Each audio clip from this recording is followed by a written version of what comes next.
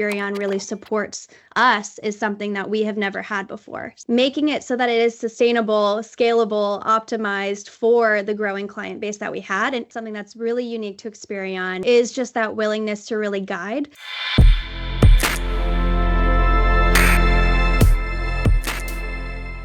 Well, this has all been fun and exciting so far, but let's get into a little bit of the pain area, if you will. That emotional pain, personal growth that sometimes you don't necessarily welcome, but has to happen. So entrepreneurship is a roller coaster, right? We've established that. What's been one of your lowest points in this build that you can recall that, you might have questioned, maybe I want to go back and start a taco stand like we mentioned, or, tell me about that. If there's a time that stands out like that. No, there's a lot of times. I would say choosing the right partnerships early on is so pivotal and so key. And sometimes you choose the wrong partners, whether that's a vendor partner or a business partner or, even a client partnership. But if you choose the wrong one, sometimes it can, the floor can be swept underneath you, and figuring out how to stand back up when, a foundation is shaken like that is tough. So I've had experience where that's happened to me where, what I thought wasn't, and I needed to then stand back up and rebuild with, new partners, so to speak, and continue to grow, whether that was a new client relationship or a new vendor partner, whatever it was. It's, being able to lean on it and find that new foundation. So it's been those moments where you're like, okay, I know I'm not going to make every decision right, but sometimes when you aren't perfect, and you make a decision that you now in hindsight could have been different, it's tough, but you got to pick yourself up and keep going.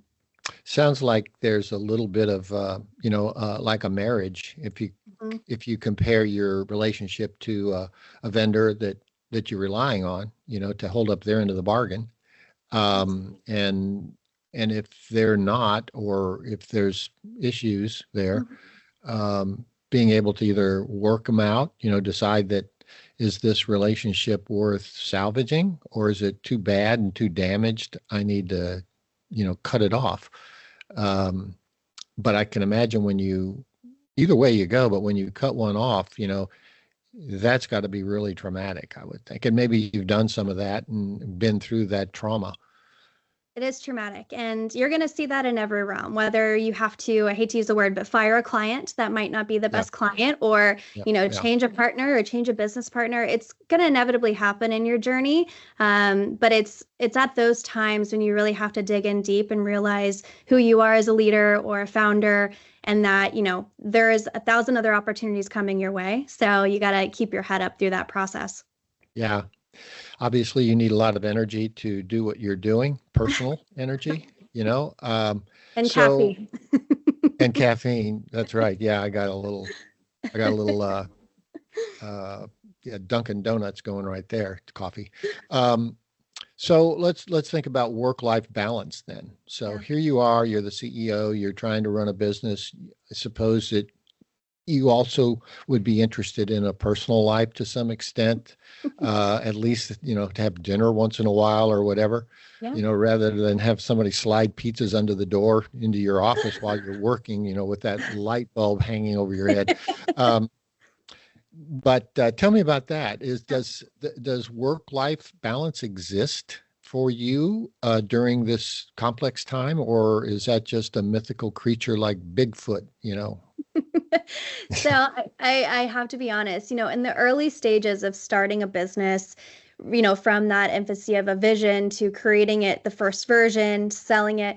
I mean, I was doing everything in those early days. I was traveling out to an airport, installing it while my brother was on the other line doing the software configuration. I was climbing ladders, installing sensors at 3 a.m. just to go to sleep, wake up and do training at 8 a.m. So, It's around the clock. And that's the sacrifice it takes in the early stages to get that foundation set. But I'm super grateful, and I'm very, very blessed. And I don't say that lightly, because we're now at year 5 and that foundation has been set. So I've been able to fortunately grow a team and be able to find more of a balance. And it's something I've really had to work on, because when you're used to doing everything and then you've got to trust your team to carry the weight, which we're blessed and have a great one to do that. You're able to find that balance, and I do cherish that. So, I meditate a lot. I make sure I take my walks. Health is really important to me, and being able to prioritize that has been a blessing versus work, 24 hours around the clock. Yeah. I'm sure you've done and still do. I mean, that's still part of your life, I'm sure, where, you travel, you're in an airplane, I hear you're going international. Yes. So, you've got long flights sometimes if you're going to do an international deal. You do. You always have to roll up your sleeves and just do what it takes sometimes. And there'll be days where you have a great balance, and then there's going to be days where you have zero balance. But you've just got to go with the flow and give yourself the grace to pivot and evolve. Yeah. Well, let's just think now a moment about Tracy here. What, here you are, you're successful, you're doing, something that not many people are able to do or have an opportunity to do, and you're grateful for it. You feel blessed for it. As you said, what personal traits, characteristics do you personally have that's helped you to manage the chaos that can be your life, and not let it just run you into the ground? What do you bring to the table from a personal standpoint, emotional standpoint, psychological standpoint that helps you deal with that? Yeah, I think, I'm not unique in this. I think this characteristic is found in a lot of entrepreneurs, but the ability to keep going when things are tough, that's key, because every day's a new day. You're going to see a new challenge. Some are more traumatic than others. Some are easy ones to accomplish. But I think being able to have a strong mindset and keep your eye on the prize and to navigate through those challenges has been something that I've been able to hone in on and really, I don't want to say I'm not an expert in it, but to be able to really refine that skill set. And one thing that my team knows about me is positivity and good energy is extremely important to me. They always know, and I carry this true, we're going to run into problems, and you can bring problems to me always, as long as you have a solution with it. And I want a positive environment, because the moment we have negativity and screaming, yelling, fear, whatever that is, it just sucks the soul out of a company. So that positivity is key.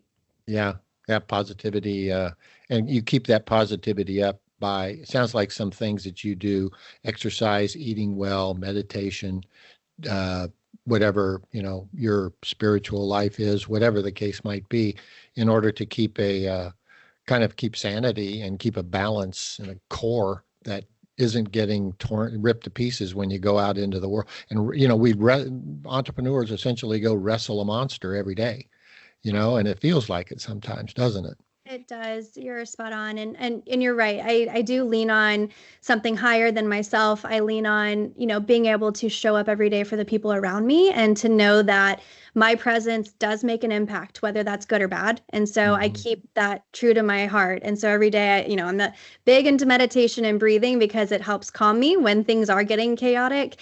And being able to kind of bring that calm energy into the room, I think is really important for any entrepreneur that's growing a business and a team. I agree. Being able to, when the world is falling apart, it seems to be falling apart so fast, and everything seems to be moving so fast. And to be able to slow yourself down, to take a breath, see what's going on around you, not as just crumbling, but it might be crumbling, but you slow the process, you slow yourself, then you can deal with it. And that's great advice.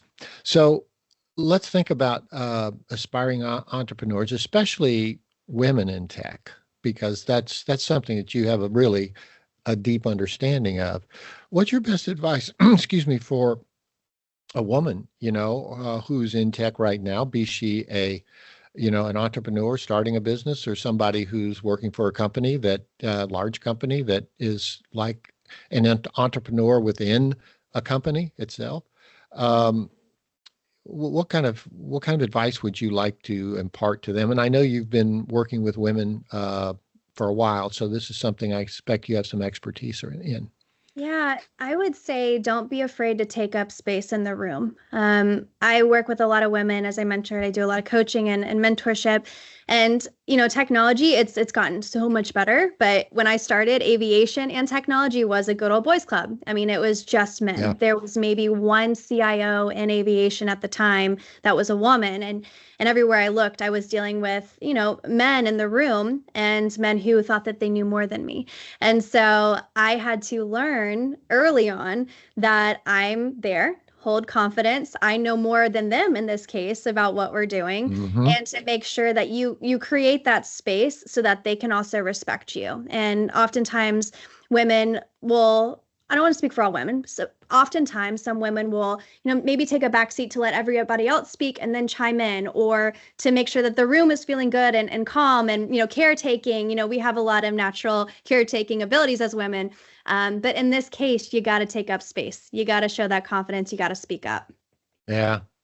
So, I got one other kind of addendum question, and then we'll wrap up here with my last question. But to that end, that's some good advice. But what piece of advice would you, or let's call it outdated advice, going back to earlier days, that women should absolutely ignore, that still is lingering out there? Does anything come to mind there that I would shaping their thoughts now, that goes back to like legacy, old days of thinking, and what women's roles are and things like that?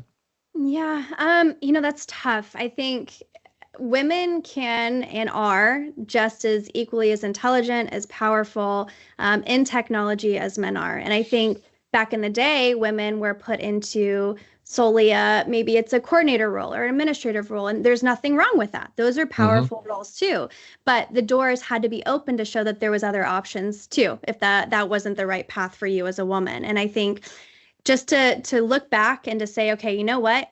A woman can be a CIO. A woman can be a CEO. You don't have to support a man in that position. You can be that position. And I think being able to kind of break through that glass ceiling, um, other women did that prior to me, thank goodness. So I could see people in that position and know what I could strive for. It's important to see that representation, and for a woman to see that, to know that those options are out there for them, and to tune out everybody telling you that you can't do it. Yeah. Yeah.